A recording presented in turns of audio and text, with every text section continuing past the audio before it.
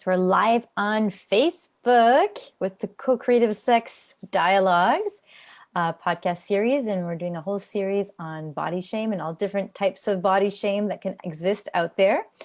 And today I have the good fortune of interviewing Shawn Bearman, one of my powerhouse friends that has a lot to say on the subject. The topic really has to do with this whole idea of thinking that you have to be a certain type of body to get sex, basically, and that's completely not true. And with Shawn, we're going to take a moment and flip the script and sort of look at what's actually possible and what's actually happening out there. But before we start, we wanted just to take a moment and make sure that we could tag people and make sure everyone was here. So let me make sure that we have people. I'm going to tag you, Shawn. What a great idea. Let's start there. Yeah. Shawn. Do they don't have to be your friends to listen though, right, Julie? I don't think so. I can make sure that it's not on Friends. Let me see. Great. Make sure it's not on Friends. It's public. Great. Okay. So Shawn, there you go. You should get like a notification. Oh, I did. Look, there's the notification. And I have a bunch of your friends that are asking to be part to get into my Facebook. So that's cool. We have a following, Shawn. They want to hear you. What can we do? Yes. Okay. Awesome. Okie doke. So, did you get a chance to tag the people you wanted to? Not yet, but I will for sure. As we're talking, I'll start tagging. Awesome. So yeah, so just to recap, so we're on the Co-Creative Sex, not the summit because that's over, but the Co-Creative Sex podcast dialogues, podcast series on body shame. And I have the good fortune of having Shawn Bearman here today, who is a coach, a leader in all kinds of different capacities, business, life coach, you name it. And she also has a reputation of being someone who loves having sex. Well, it's so funny. I think most people, if they were honest, admit that they like sex. Like, was this a shocking thing to find out that someone likes sex? I don't think this is shocking. I just think I'm more honest about it than most people openly. Mm-hmm. I don't think there's very many people. I mean, I don't have very many people say to me, I'll just give up sex for life. I don't really like it that much. Actually, I have to disagree with that. I have a lot of people that are very uncomfortable with sex. You know why? No, I didn't say uncomfortable. Do you know why they would give up sex for life? Just because they've never had good sex. They've only had crappy sex, so of course they'd be willing to give it up. Or they have different traumas or different things that whatever, right? Yeah, it's like they've had a poor experience or they haven't had a great experience, right? It's like if the first kind of ice cream you ever ate was wasabi ice cream, and you didn't know other kinds of ice cream were available, you might never eat ice cream again either, right? Exactly. So let's just go from the beginning. We had this little conversation. I was asking you, with the whole language around political correctness, sometimes we don't always know what to say when we're addressing someone. And you said to me, like, you talk about women of size or people of size. Is there another term that you like using in terms of describing a larger, like the term that's not politically correct is fat people? And yeah, I know, I've learned so much over the years about this. See, because I'm not bothered by being called fat. Like in my world, that's like straight, right? Yes. And people get offended on my behalf if someone calls me fat. Like, it's amazing how defensive people can get. But, if you look up fat in the dictionary and you just go based on the dictionary definition, it's being a certain amount of pounds over the normal range, right? Mm-hmm. So if somebody calls me fat, they're just being accurate. That's like saying you have brown hair. I'm not going to get upset about that either. Right. Right. But if somebody's doing it as a way to shame, just like if they said, listen, you freaking the C word, which I don't like and very rarely use myself. Most women don't like it. Yeah. Right. But listen, you C word. Of course, I'm going to get upset with that. It's not because he's not using the C word in the dictionary definition. Yeah. She's not using it. I've had women call me that too, by the way. Yeah. Or they're not using it in a dictionary definition. Yeah. Which I have an issue with. When little kids come up and say, when is your baby due? I don't get mad at them and say, I don't have one. I'm not about to have octuplets. I don't say that. I just said remember I don't have one. you I don't. discerning that sometimes you react differently to different people, the way they address you, right? Depending on the innocence of the question and depending on, listen, you can tell people's intent. I love You that know how people say discernment. things and they don't, and then they hurt your feelings. They go, "Oh, I'm so sorry. I didn't mean to do that." Bullshit, Yeah. Bull crap. You didn't mean to. You were deliberately doing that, right? You can tell if someone means to be, So what has been like the cutest, most innocent way someone's addressed you, and what has been like the most derogatory like thing that really upset Well, let me you? tell you what happened recently. It didn't upset me, right? But every once in a while something happens and I'm really blessed to at least be quick-witted. Like when people say things, I can at least come out with something, And I don't walk a lot through airports because they're so long. Like if you're in the Dallas airport, it's like miles between terminals, like miles, right? And I have a certain number of walking points I'm allowed to do per day, given my, the fact that one of my legs doesn't work, right? So we're coming through getting taken off the plane as we arrive. So we're the last people off the plane, always the people in the wheelchairs. And the woman behind me was my size, but she had just come out of knee surgery. So like she was still pretty banged up.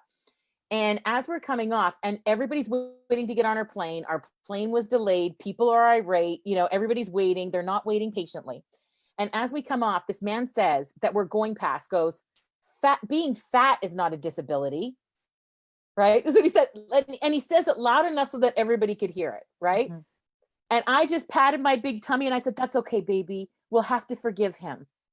Right. And the guy's face just went beet red, like literally beet red. Right. And then we continued to the elevator and nobody said anything. And then when we get to the elevator, the woman pushing my wheelchair goes, "Are you pregnant?" And I'm like, "No, but that guy's an asshole." Right?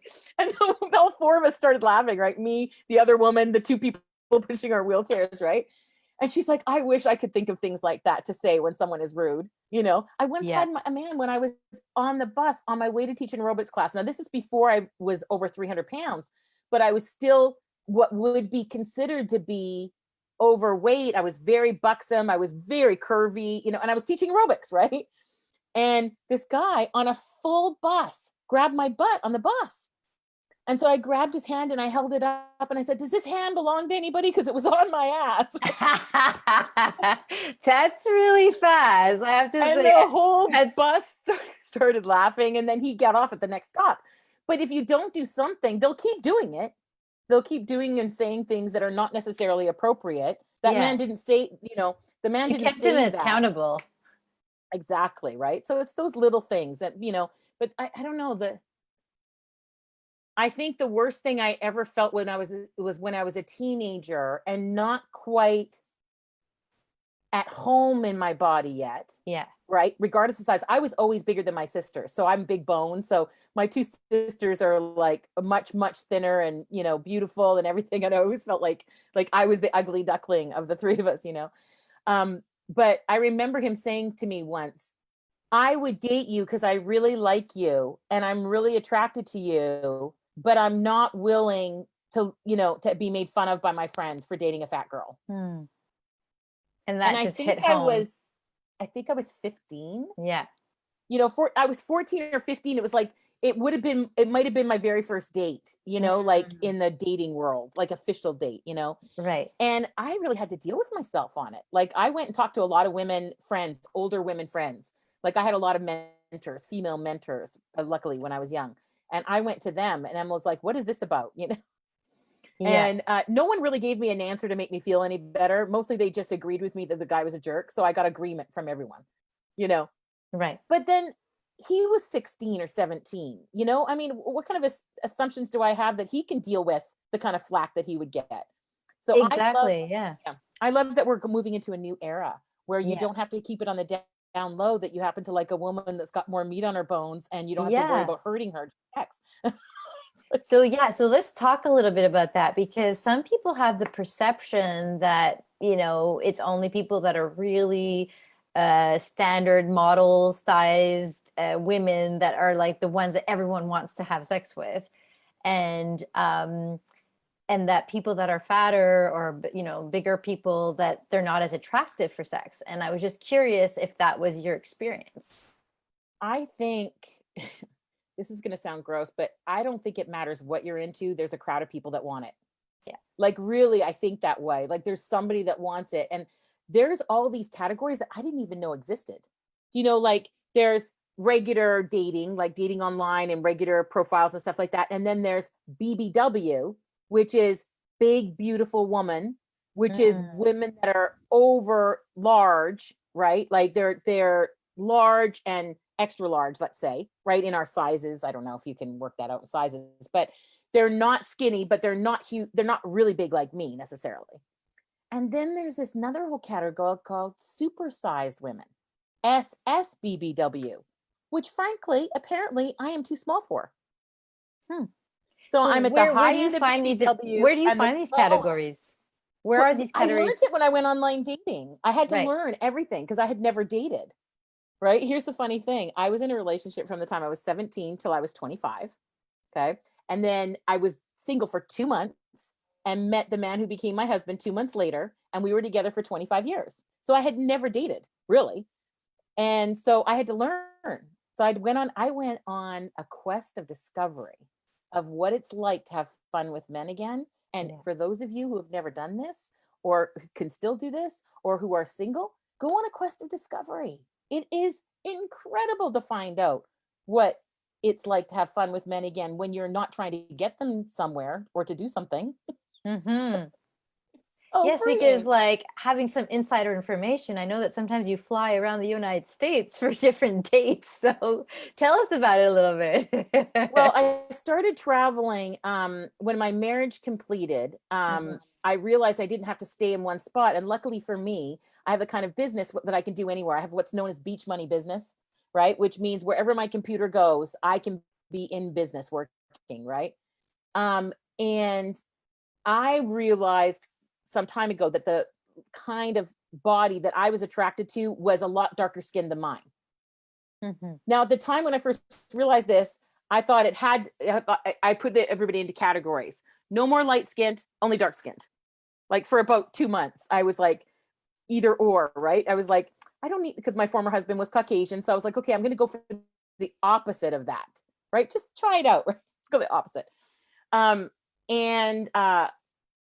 when I got really honest about it, I just get turned on by the contrast. My white skin against a darker skin. And apparently it doesn't have to be really dark. It's just darker than mine. It's fine, right? That's what does it for me. It's probably easy to But it took me a while to figure that out. You're pretty pale like me. I'm really pale, right? And certain pieces of me are not even white. They're quite pink. In fact, down in the South, I was flat out told that I wasn't white. He says, you're not white, you're pink. I'm what? You're pink. I'm like, I'm pink. What's a pink? I didn't know what a pink was. I was like, what's this pink? And he goes, then I realized it was his accent, right? He says, you're pink, not white. Because my cheeks are really rosy pink and other parts of me are nice and rosy pink. So he goes, you're pink, you're not white at all. Right. And then I introduced my dad to, a few of the people I was dating, slowly but surely. And my dad said, oh, another black man, huh? And I was like, yep. He goes, I always knew you were into black men. I'm like, really, old man? Because my, 32 years married to white ones gave it away. Like, what are you talking about? Right. He said, no, when you were a little girl and we used to go to the flea market, he said, if you saw a black man at the flea market, you'd start following him around the flea market. He goes, one day you followed one right out the front doors of the flea market. If I hadn't grabbed you, you would have gone home with that man. And he goes, I was just hoping it was a phase, my dad says to me. I'm like, it was, Dad. It was a 50-year phase. So, I think that's so I decided to start traveling in the States because I discovered when I went online and started checking out this online dating thing, I discovered that a lot of the men who liked my body type and wanted to participate more with me and, loved the whole world of the abundant woman lived in the South. That's a very common thing for men from the South. They don't necessarily think that the skinnier you are, the prettier you are down there. So that's always really interesting to like really start noticing how much of these things are such a cultural expression, and there's different places where like certain things, or there's subcultures too that have fetishes about certain things, and that suddenly becomes like really the thing that you want. This guy told me flat out I was not allowed to go to Jamaica without him. He's like, I'm from Jamaica. I'm like, oh, I've always wanted to go to Jamaica. He goes, you are not going to Jamaica. not without me, you not go to Jamaica, right? Like apparently my type would be quite popular in Jamaica. Who knew? Right. So tell us a little bit about it. Like, can you give us like, I don't know, just a little bit of a peephole into what the sexuality would look like being a bigger woman? Like, what would that look like? Well, when I first started dating, I had no idea. I really had to do a little bit of research. I had to ask a lot of questions. And one of the things that I learned, you learn so much when you're doing stuff online, so much more than you possibly could when I went through this the first time when I was younger. I was too young to even think about any of this stuff, But I started to learn, like I did some research, like are sexual positions different if you're larger? And are they different if both partners are large or if just one partner is large? And, and then there was this one guy who I was having a date with. Now we had been conversing for a while online. And so we were on like a Skype date. And so he says like, well, what do you do when you're alone? How do you satisfy yourself? And I said, well, I have this great little toy. It's called the We Vibe, right? For those of you who don't know what a We Vibe is, women, go get yourself a We Vibe. It's very helpful. Anyway, it can be used with two partners or one. Anyway, so you get this. I said, I've got this We Vibe. And he goes, is it a remote controlled We Vibe? And I'm like, I don't know. I've never checked out that part of it if it is, because I've never needed to remote control it. I'm right here, right? What do I need a remote control for, right? And he goes, let's just pause this for a second and you can go look. And so I did, right? Like he was really patient with me, right? So I bring it back and I'm looking at it, I'm like, yeah, I guess it is. And he goes, okay, here's what you're going to do. Please download the app. And I download the app and he literally walks me through. He could control my We Vibe from Finland. I had the best sex online in 8 years with a guy, much younger man from Finland. I'm like, I love new technology. This is awesome, right? Like, who knew, right? So it's been a learning curve, really. It's really a learning curve. But I find out that there's these types. And so there's this type of man, for example, who only likes women, like a buff 14-pack type of man, really, really good looking, who only likes his exact opposite. And the more opposite you are, the more they like you. Wow. So not only is there men who love large women, but there's men who only love women that are like literally the physical exact opposite of themselves.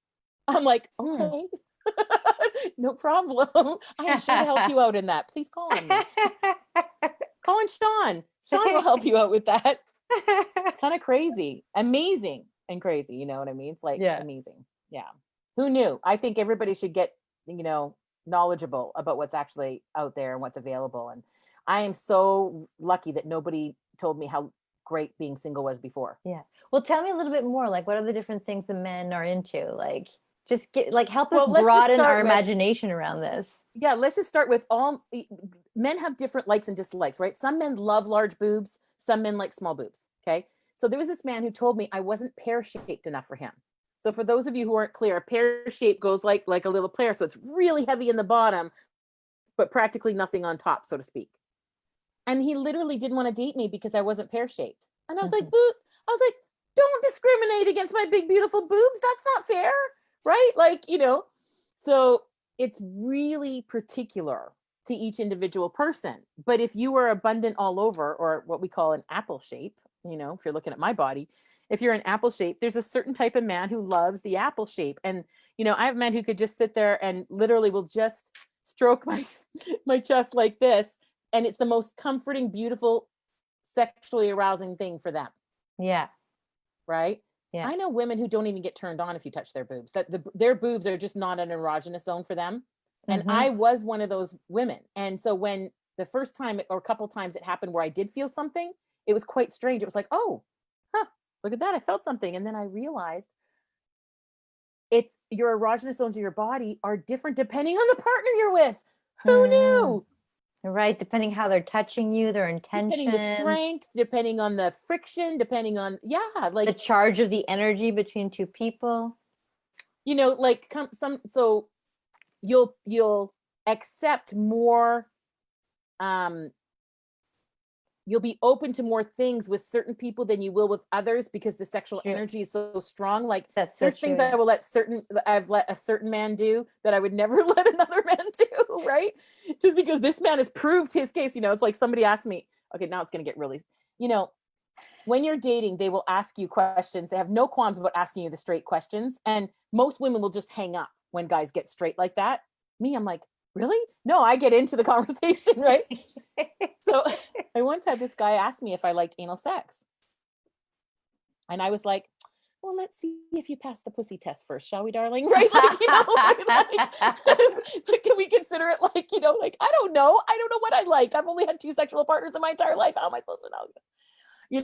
So I really didn't know anything about anything. And that could have gotten me into a lot of trouble if I was younger, right? And didn't have the scope and the experience of dealing with people that I have, right? I was able to keep myself safe while still saying, hey, let's play with this. Let's explore that. Well, I don't know. Let's see. I mean, my standard answer became, I don't know. Let's see if I like it. If I like it, we'll do twice.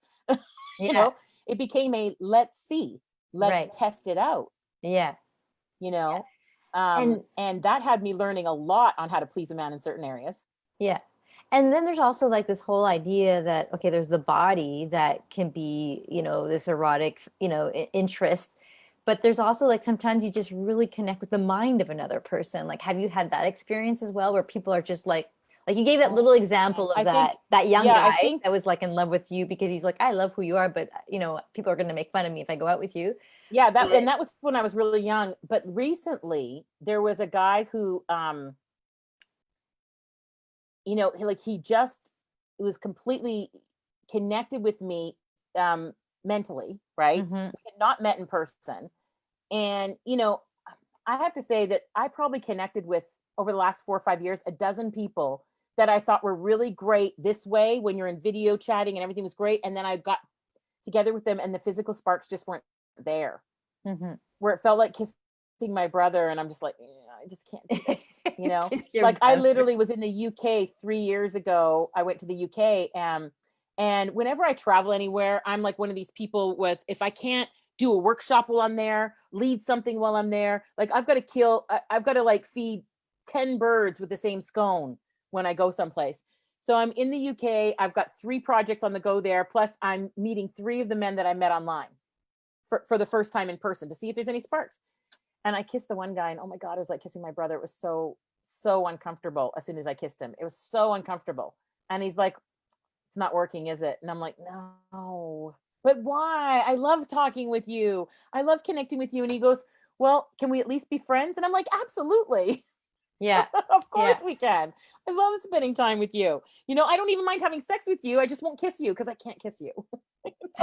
It was really funny. And if I can't kiss you, I'm not marrying you. I'm not having a relationship with you, because kissing is one of my things. Oh, by the way, did you know people say they like kissing when they don't necessarily like kissing? Do you know they do this? Well, I think explain a little everybody thinks bit. they like kissing, but they that doesn't mean they like to kiss a lot. There's a difference between I like to kiss and I like to kiss a lot. I mean, I like to kiss during sex, while making love, regularly, depending on the position. I like to lean in and give a hot kiss. That to me makes it sexier. It makes it more intimate, right? Yeah. Some people don't like to kiss during sex at all. Some people don't like to kiss past the first beginning of the relationship. But I realized I had never even asked. I just assumed everybody liked to kiss. Yeah, that's true. Yeah, well, there's something very intimate about kissing. Well, they say that prostitutes don't let you kiss them because it's too that's intimate. one of the lines in Pretty Woman, right? Yeah. Oh, right. Is that where I heard it from? It might have been from Pretty Women, but that's what they say. My cop friend said the same thing. My cop friend said that the prostitutes he talks to never kiss anybody on the mouth ever. I was like, oh, interesting. I can get that. I've heard different bases as well that were kind of established where they're like, to keep it out of the boyfriend zone. There's like certain boundaries that's smart, that you create. Right? That is smart. Keep it out of the boyfriend zone. I haven't quite figured out how to have me stay out of the want to be with you and only you and worship you my entire life you zone. How do I stay out of that zone? That's what I'm trying to stay out of for a little while. Well, anyway. Yeah, because you basically will date people at the same time. Like you have different people that you're dating at the same time, multiple partners. Well, I'm really open about it. I let everybody know I'm not yet ready for exclusivity. I haven't learned what I need to learn yet. I'm not clear And I'd be really clear. It's like when I take on a relationship, I'm clear I can do monogamy. I'm really good at monogamy. I did it twice, once for 8 years and one for 25 years. I have evidence that I'm good at monogamy. Mm-hmm. And when I take on a relationship that's monogamous, I make it my responsibility that person's life rocks. Mm-hmm. And that I give them everything to have their life work. And I'm not just ready to be that responsible for another human being yet. Mm. Because when I go in, I go all in. There's no like, oh, I'll just give you this little piece of me. No, there's, Mm-hmm. everything. So do some of the men fight over you, Shawn? Well, they don't fight over me per se, but some of them are really clear they don't like it. I don't like that you're dating other people. I'm like, great, don't date me then. Not a problem. Yeah. Right. And then a couple weeks later, like, okay, well, I got that you're dating other people, but I just don't want to hear about it. Uh-huh. I'm like, fine, no problem. I'll never mention it to you. Yeah. You're so and when you're ready for monogamy, will you come to me? Will you come to me? Will you come let me know when you're ready? I'm like, yes, I will let you know when I'm ready. And then, then I'm not really quite sure what I'm going to do. I told this one guy, I said, I'm just going to let God decide. God's going to sort it all out for me. Thank God I believe in God. Oh my God, what would I do if I didn't believe in God? No. Well, one guy asked me, why are you dating more than one person? Why do you have to date several people? Mm-hmm.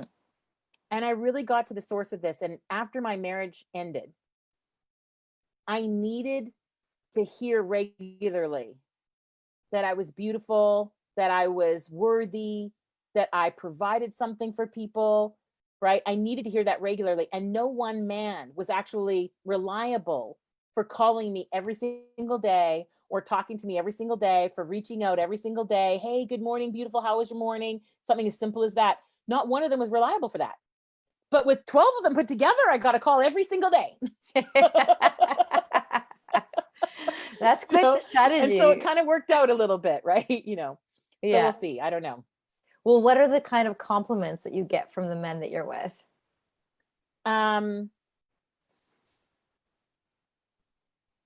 The one I love the most is like, you are the softest thing I have ever touched in my entire life.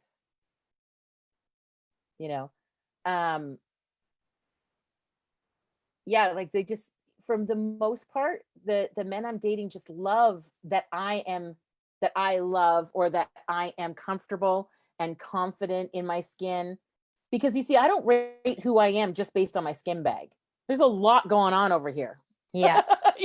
My skin bag is just a small piece of everything that's going on in the package called Shawn. And frankly, I haven't found a man that can handle all of Shawn on his own just yet. But there might be one coming down the pike. Who knows? Yeah. Maybe there's one listening. We'll describe this a little bit right now. Describe us a bit of that, whole, who is Shawn? Well, I really realized a long time ago that I was really put on the earth to make a difference, and that was going to have lots of different flavors of it. I was going to go through lots of different spaces of it and lots of different flavors of it. And my mom took me to see a psychic when I was probably about 10, 15 years ago now. And the psychic said that I was going to die doing what I love to do on stage. And you know what my first thought was? Oh crap, now I'm going to have to arrange for people to be here to complete everybody when I die, right? Like I'm going to have to arrange for an entire crowd of people to have counselors or coaches or someone to help them get complete if I die on stage right in front of them, But I really did get that everything that I do is just designed to make a difference on the world. And I really do wish I cared more about money, that I cared more about material things, because every game I have around money is to do something for somebody else. Right. It's just what motivates me. I don't get motivated by having more stuff myself, Right. In fact, recently I got rid of 2/3 of everything I owned. I gave 1/3 to charity. I threw 1/3 away and put 1/3 in storage. And oh my God, it was so great. So freeing. Mm-hmm. So what would you say to another woman or another man that is larger than the average and feels a little down about their situation? What would you tell them? Well, the first thing I would tell them is start hanging out with people that don't feel that way, doofus. Listen, you are a product of the 5 or 6 people you spend the most amount of time around. So if you spend your time around skinny people telling you that you don't look good because you're not skinny all the time, that's the wrong crowd to be hanging out with. Okay? Right. So that's the first thing, right? Yeah. Get some new friends. Okay. Yeah. Secondly, is start doing the internal work. If you're still feeling that way about yourself, you just haven't done enough internal work to actually get that your authentic self, who you are at the heart of who you are, right, is way bigger than whatever skin bag currently holds you. Mm-hmm. Well, just as before you finish all your lists, I just want to do a little brackets here, because I find that like sometimes I think, people who have been given something of a challenge in their life, sometimes they're confronted with having to deal with it to get to that authentic place. But sometimes when you like have everything close enough that it's like set, like, that the whole society looks at it like it seems normal, quote unquote, they don't necessarily, like, they're always on the edge of just hoping to fit in or hoping to get something. But someone was just like, so like, different from whatever the conventions are, they really have to take it on courageously, and they kind of get to that authentic self faster. Yeah. Welcome to Lady Gaga's world. What do you mean by that? Right. Well, in that she knew she wasn't normal from the very beginning. Sia knew she wasn't normal from the very beginning. People that create personas that are not normal personas do it because they know they're not normal. But guess what, everybody? None of you is normal. Yeah. Right? Like, there's no such thing as normal. I mean, not in our global world. What's normal here is very different in Papua New Guinea. Trust me, there's a guy there trying to date me. You should hear the stuff he's telling me from Papua New Guinea. They can marry up to 3 wives in Papua New Guinea. I said, oh, that means I get 3 husbands? He's like, no. That is not the way it's done. I'm like, well, how do I get my needs met when you're seeing to the other 2 wives? I don't understand. And he goes, and I kid you not, this is what he said. Not a problem.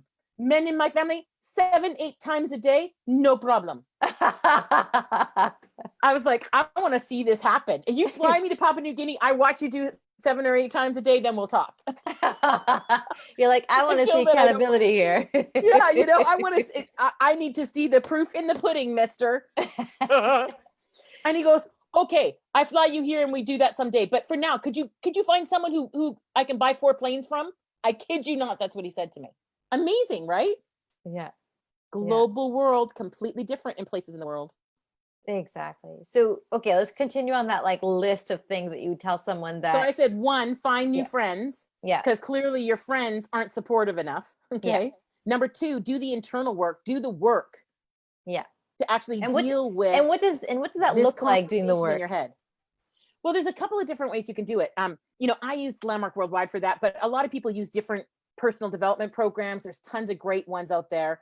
I love the Landmark one. I send everybody there because I love it. But whatever you do, you have to do some personal development work on you, or you're not going to change your conversation, your internal dialogue. Tony Robbins calls it the mindset. You got to deal with the mindset of things, no matter what. Katarina Fang, who I know I've told you about, does some really great work with women, getting them to get that the things they're demanding of men are stupid, number 1, right? Like, well, it's not that it's stupid. That's probably the incorrect wording. I'm sure she didn't say stupid. But we don't realize as women that when we are ready and wanting something and our bodies are like, let's have a baby, let's get together, let's, get married, let's have a stable life, blah, blah, blah. The men are like, whoa, no, I need to have a better job. I need to be making more money. I need to have a house. I need to do this. I have to get these 6 things set up before I can even think about having a family. Right. And so we're on completely different time zones, men and women, trying to meet on layovers, wondering why it's not working too much. Yeah. But it's because we're on different time zones. So, but deal with the mindset. So friends, mindset, number 2. And then the third thing is there are things that you can do. Tantric workshops, massage workshops. I often will refer people of size to do workshops where they touch themselves and where they touch others. Because mostly they're just not comfortable with touching. Yeah. It could be that they never got hugged as a kid. So for them, touching isn't a big thing. Yeah. But physically touching yourself and physically touching others really does help you to deal with and get comfortable with this thing you call a skin bag, your body, right? Yeah. Well, I think we had a little bit of this conversation before about how, our bodies also are sometimes the reflection of whatever our history was, whatever traumas we had, whatever things people told us or circumstances that we were in, and something got out of whack. And sometimes it's just like your biology, and that's just, you know, the genetics of your family. Or a So, combination of all that. and it can be a combination of all of that, right? So I was just curious, in your case, what did you discover about yourself in terms of your, you know, your history that allowed, like, that sort of created that context where you took on weight and put on weight? Yeah. Well, there was a couple things, you know, where I grew up, it was quite common for men or for women particularly. I don't know how common it was for men because I've never done the whole thing to determine, you know, I've never taken a poll to find out. But most of the women that I grew up around had been sexually inappropriately touched or had gone through some sort of, you know, thing like that. You know, their first date was rough, or their first sexual time was rough, or whatever. They've gone through something. And I created this thing when I was like, I don't know, I think it was like 13 or something like that, 12, 13 years old. And said it is something on the lines of, if I'm not thin like them, I'll be okay. Like I had some refrain going on in my head. And I didn't realize until I was in my 20s that it was there. And so from the time I was 12 or 13 to the time I was in my 20s, I was trying to get big enough so that men would stop wanting me. Or would stop being at least inappropriate with me. Mm-hmm. But apparently it doesn't matter how big you get for that, because I've been 450 pounds and had that happen. So, yep. Well, you were in a bus, right? Got your ass grabbed. I'll tell you, I was on my way to teach an aerobics class the day that happened. And not too long after that, I was hit by a car. I was on my way to teach a class, and a UBC student driving his parents' car hit me. And then I went into rehab for 2 years. I learned how to walk again. I gained 120 pounds in rehab. So by the time I came out of rehab, I was a lot heavier than I was going in. And I was in a relationship. So it's not like I had to worry about finding a man at the time. I had a man who really didn't have the guts to tell me if he didn't like me being 120 pounds heavier or not, you know, because we got together quite young at the time. And so I really and you're a pretty strong personality too. I mean, and I'm a strong personality, right? I got bit. Did I tell you this? I got bit on the eyelid by a spider, and I went to the doctor. This is while I was with this gentleman. I went to the doctor, and the doctor spent 20 minutes trying to convince me that my boyfriend had hit me and that I needed to fess up that I was being abused in my relationship. Wow. And I was like, listen, doctor, okay? If he had raised his hand to me, he wouldn't be freaking waking up. There'd be a baseball bat in his head tomorrow morning, okay? It was not him. Trust me. But it took 2 days for the little things to come out, so you couldn't see where I was bit, right? But it's funny. But yeah, I think that so at the hospital, they were feeding you foods. You gained 200 pounds in that moment, and then you said something also about like how you were eating as well. Well, I just didn't change what I was eating. Every day, playing tennis every other day.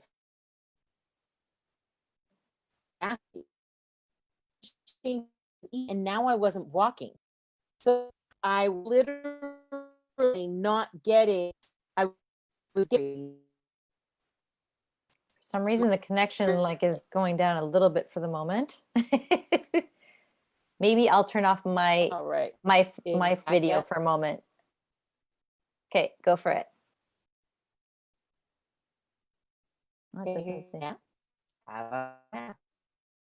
So you said you're talking about like what you're eating?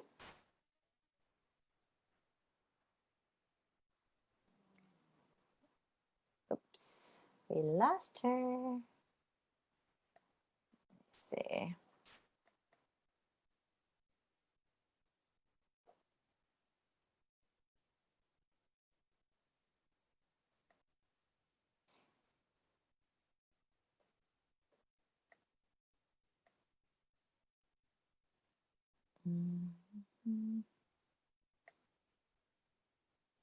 We lost Shawn. Let's see if she gets back on.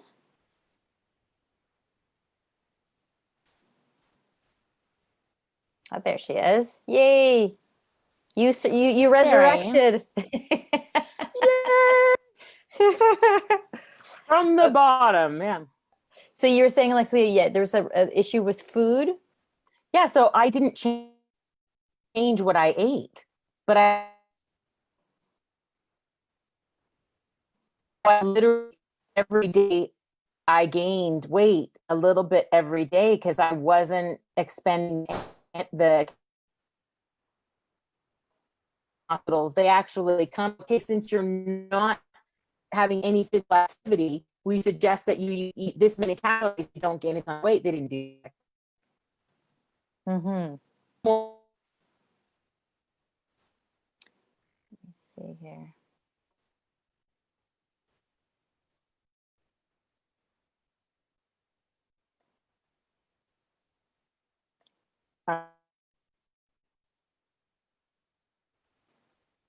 For some reason, there's some bad connection happening. Sorry, folks. There's Shawn again. Okay. There we go. Maybe we just needed to go off for a second so that the internet could reset itself. Well, now it seems good. So, hey, Right. we'll get the little internet gremlins working for us. Yes, exactly. So you're talking about food. It was sort of choppy. You want to start that again? Sure. When you're not expending a lot of energy, then what you eat has to also be diminished so that you don't gain weight. So I kept eating the same amount of food, same crappy food, by the way, because I was in college, right? Nobody that is in college really eats healthy these days, back then. Yeah. So I kept eating the same crappy food. In other words, just lots of carbs and stuff like that. And literally within six to 7 months, I had gained a ton of weight because I wasn't, walking. I wasn't expending any calories. Totally. So like right now, what's your desire in terms of your body shape? Like what's your intention? Like, not that you feel shame about it, but like what do you want your body? No, yeah, there's things that I want to be able to physically do that I haven't been able to do. So over the last 2 years, I've released about 100 pounds. And I'm on my next stage of that. But what we've discovered over the years is I can't go on these regular diets where you lose fast because literally all my hair fell out. I lost 70 pounds in 3 months. Yeah. And it was so fast, my body couldn't handle it. And literally, when I was brushing my hair, big chunks of my hair would be coming out. It was like I had cancer or something. It was like there was missing some nutrients or something, and or something, right? Something. And they just said that that I had put my body into shock or something. So I'm really, really careful about how fast I do it now. But there's sexual positions that I'd like to be able to spend more time doing. You see, so I've got this game around it. And mostly there's physical things I want to be able to do out in the world. Like, I want to be able to ride my bicycle around the San Juan Islands and the, Salt Spring Islands and stuff like that. And right now I can't do that at my certain size. So there's just stuff I want to do that I can't do. So that's cool. Well, it's kind of sometimes how I think about it, it's like the idea is just not to walk around with shame and be able to accept the situation as it is. It doesn't mean that you're not wanting to like improve the situation or work on it or feel good about yourself. Because when we do physical activity, we always feel good, right? So I do always think it's interesting that somebody assumes because somebody's my size that we must not be doing anything. Yeah. Like I can't tell you how many people come up and follow me around networking events, trying to convince me to try their weight loss products and become the poster child of their weight loss products. Like literally, I've gone to conferences and have people following me around from different MLM companies, like the entire conference. Please become the poster child of our MLM company. You'll lose weight, you'll be great, blah, blah, blah, blah, blah. I was like, gee, thanks. Yeah, thanks for assuming I do absolutely nothing in that department right now. Yeah, totally. It's quite funny. It's quite funny. I remember you telling me a little bit about your relationship with your dad and how you sort of work through the kind of dynamics that were happening around your weight with him. Well, my weight used to be a big embarrassment to him.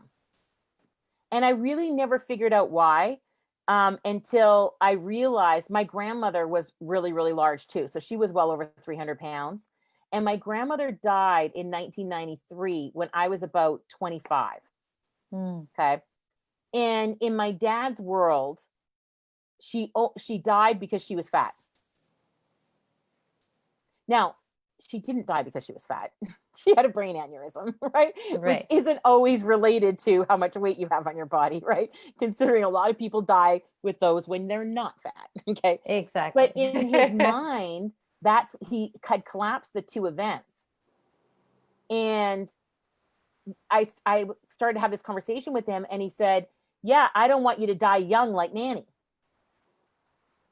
And he said, I've been worried ever since you were a teenager that the bigger you got, the closer you were going to get to dying. That was like what I was worried about all the time.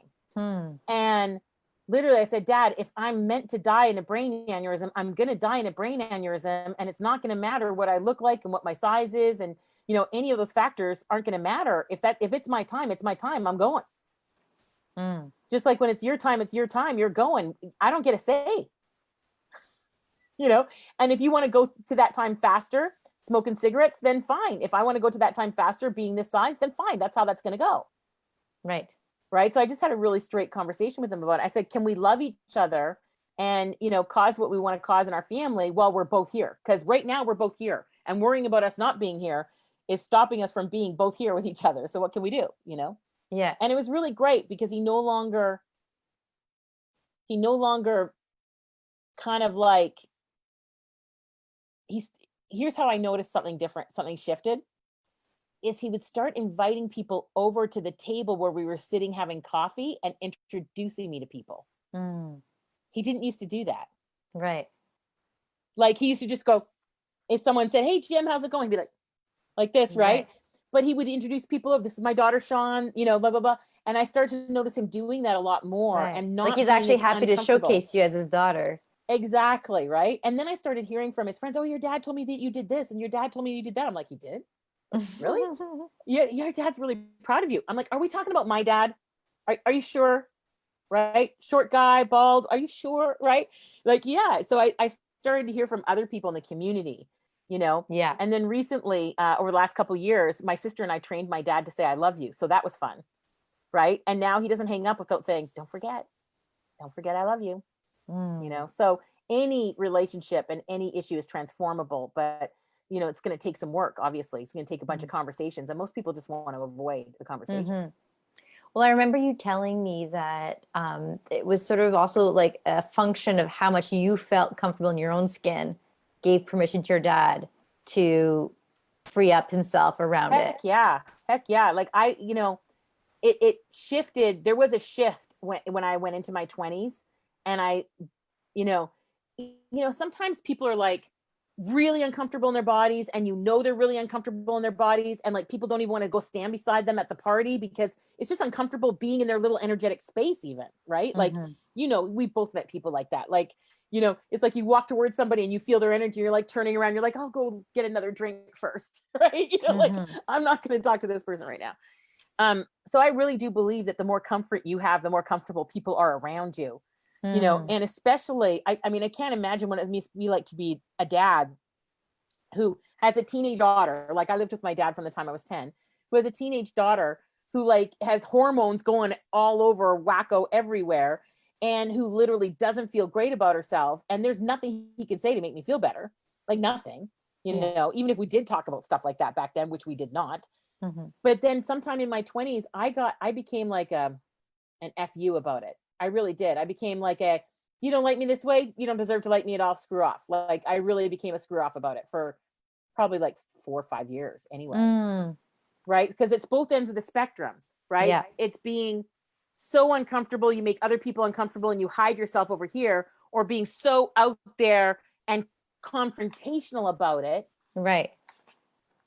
Right? Like we see this in the LGBT community, right? There are people who are completely in the closet, and then people that are in your face, accept me or screw off and die, right? Yeah. It's like two ends of the spectrum, right? Yeah. You know, it's the same way with weight and feeling comfortable in your body. There's two ends of the spectrum, and neither end is really going to serve you.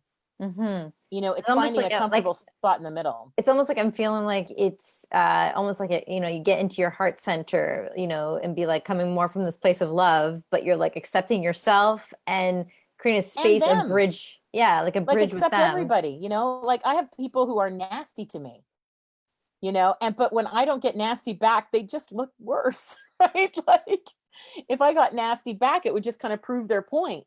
Whereas, well, how do you have that sort of duck kind of like protection around you so it doesn't get to you? Well, I usually say, wow, that's a very interesting perspective. And then I have everybody repeat after me, Repeat after me. Wow, that's a very interesting perspective. You know, I once had this woman say to me, so I was at an event.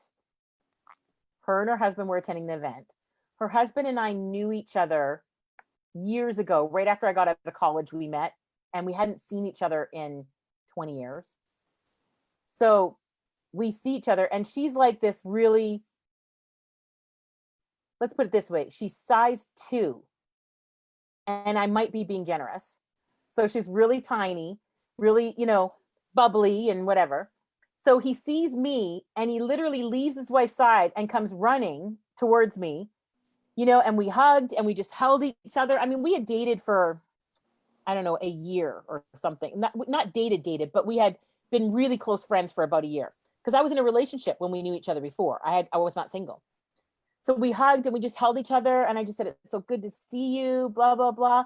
You know, and he kissed my cheek, and he's like, I can't believe you're here. I can't believe I get to see you in person. This is amazing. Anyway, so his wife catches up with him and like proceeds to like give him a tongue lashing like you wouldn't believe, for kind of abandoning her in the hallway, you know? And then she turns to me and she says something nasty to me. It was something like, I can't believe you abandoned me for this fat cow, or something like that, right? Wow, that's interesting. And it was like, I don't know who was more shocked though, right? Like him, me, or her. Like all three of us just went, right? Like, you know, and he's like, honey, really? Right? You know, like, and then she just got red in the face and turned around and stalked off, because I'm assuming because she was embarrassed. Yeah. Right? Like that she said that, right? Like, you know, and then he turned, he said, I am so sorry, right? And I said, it's okay. Listen, only people who are really confronted by something are rude. Yeah. Yeah. So please go after her and get her complete and find out what she's confronted by. And if you need me, I'm here. Right. You know, like call me, Facebook me, whatever, if you need me to in that conversation to complete it for you. And know that I love you and I'll give you whatever support I need, right? Yeah. But it was like, it had been years since I had had that kind of interaction with someone. So I was just like, look at her like, what? Wow. And then I looked at him and I'm like, do you want me? Like, I looked at him and he could tell by my eyes, it's like, do you want me to respond to that? Right? Do you want to respond to that? Right? Yeah. How do you want us to respond? But really, Julie, it just comes from like a refrain in my head. They aren't responding to me ever. Mm-hmm. It's like when I get loud and people get annoyed or triggered by it, they're not responding to me and my loudness. They're responding to whatever I remind them of. Mm-hmm. So even my skin bag, they don't respond to my skin bag. They're responding to what skin bags like this remind them of. Mm-hmm. One guy treated me really bad, and then I found out that he was abused by his aunt. His aunt was his foster mom when he was a kid, and she was a big woman like me, and she used her size against him when he was little. Mm-hmm.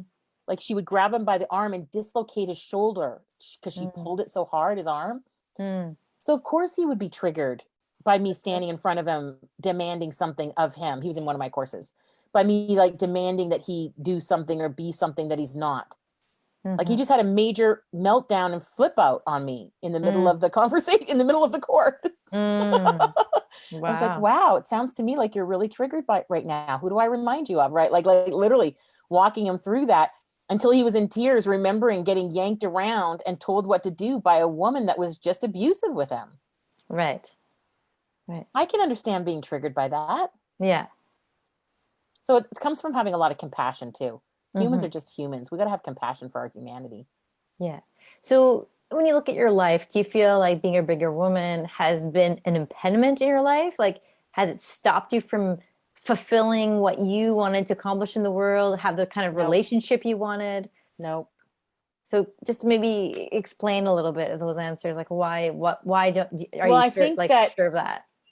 I think that part of it is that I don't give false cause to anything. So if something's not happening in front of me that I want to be happening, I don't blame my body for it any more than I would blame you for it. I look up here, okay, what did I not plan for? What was I not responsible for? Where did my integrity go out? Like it's a mind game for me, not a body game. Right. And if somebody's rejecting this body, that just means that they're not meant to be part of my mind game. Yeah. Because frankly, my mind game's even sexier than my body game. Maybe you should give us a little insight into your mind game. What's the Well, sexy listen. mind game that goes inside? Well, it's kind of like you know how a chef will often say that we eat with our eyes and our smell before we eat with our taste. That's probably why even more with the menu too. Like when you read how it's described, exactly. you know. But you know, I have a friend. He when we go out for dinner, he goes looking for what he calls the visual menu. Okay. So he gets up from our table and he walks around the restaurant looking at all the plates to see what he likes. And then he asks the person, what's that you're eating? And they tell him, and he's like, okay, I got what I want now. And then he goes back and he sits down and he goes, yep, looked at the visual menu and I'll have this. Right. So there's a visual menu to things, but just like a chef has you smell something, or like even wine, we smell our wine before we taste our wine, you know, it's like that with sex. Right. And, you know, if you've never read the 5 Love Languages book, I love this book because it just gets people present to that fact that people like to have love expressed and sex expressed in different ways. Mm-hmm. Right. So if I'm having a date with someone and we're only able to see each other online because it's a COVID crackdown and we're locked in our homes for COVID, but I know that physical touch is his love language, then I can talk about where I'm going to touch him when I see him. And what it's going to feel like when I do it. Right. So you can feed people what they need. Right. By finding out how do they like to have it expressed to them. And I think this is just one of the best gifts that you can give to somebody is express love the way that it works for them, as opposed to the way that it works for you. Right. Like just having that good being that good people reader and just really being able to meet them where they need to be met. Seriously, I don't think I've dated anybody that I don't have do that quiz now online, the 5 Love Languages quiz, because it just makes dating way easier. I have all the people I hire do it so that I know how they like to be acknowledged. Because if somebody does a really good job at the office, for example, and their love language is words of affirmation, then doing an announcement in front of all the staff about how great the person is feeds that for them. That is the perfect acknowledgement for them. If their love language is physical touch, I'll give them a gift card to like a massage as a thank you or acknowledgement. That means way more to them than telling them how great they are. Like way. Right. So, you know, there's tons of tools out there. I think that the bottom line is, Julie, is people got to stop with this. Oh, I now know everything. No, if you knew everything, you wouldn't still be on the planet. If you're here, there's still stuff for you to learn. Particularly in the area of sex. So much good stuff that we can learn now, Julie. Nobody should stop learning about sex now. So if someone were to wanting to create a profile and they know they're a bigger person, what should they put in their profile? I would have them put what they're looking to discover rather than what kind of man they're looking for. Like a lot of us put, I'm looking for someone who's kind, someone who's this, someone who's that. Do you really think someone's going to contact you and tell you they're not kind? Like, really? Yeah. No, get inventive, get creative. Put down what your favorite date would look like and said, if this is your favorite date, then contact me. Yeah. Like it's almost like it's sort of waking up their curiosity rather than be like this checklist that they have to kind of fit in, or just maybe not even be able to see that they're mean people and they think, I'm kind. Of course I'm kind. I mean, I think it's funny when the guys put, I'm looking for someone who's honest. Yeah, because that's the kind that are going to immediately contact you, is the honest ones. You know, it's so funny, right? But, you know, I put, when I did mine, I put that I was looking to discover what it was like to have fun with men again. What is that even like? What is it like to get to know a man again? Yeah. What is it like to find out what really lights a man up? And the men that are attracted are sort of like really happy to give you that experience. For sure. Let me show you, darling. Yeah, they're like, woohoo. Problem. You know, and men always want to talk about sex on the first, you know, the first conversation, and most women don't. You know, so my advice to women is lighten up. Talk about what they want to talk about for a change, for crying out loud. And if it's sex, talk about sex. And if it makes you uncomfortable, say that. This makes me uncomfortable to talk about sex, but I'm going to do it anyway because it's clearly important to you. Test it out. What's the worst that can happen? You say something that turns him off and he hangs up. So what? Trust me, Right. you're not running out of men to talk to anytime soon. Millions of them out there. So how did you allow yourself to get in such this mindset of abundance and not be in scarcity? Well, you know what? I think it's from my business training, because any business person knows that you've got to put more than one thing in the top of the pipeline to have something good come out the bottom of the pipeline. Yeah. Right.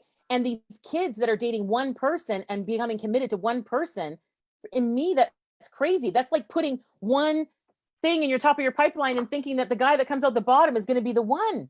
No. Good luck with that. Right.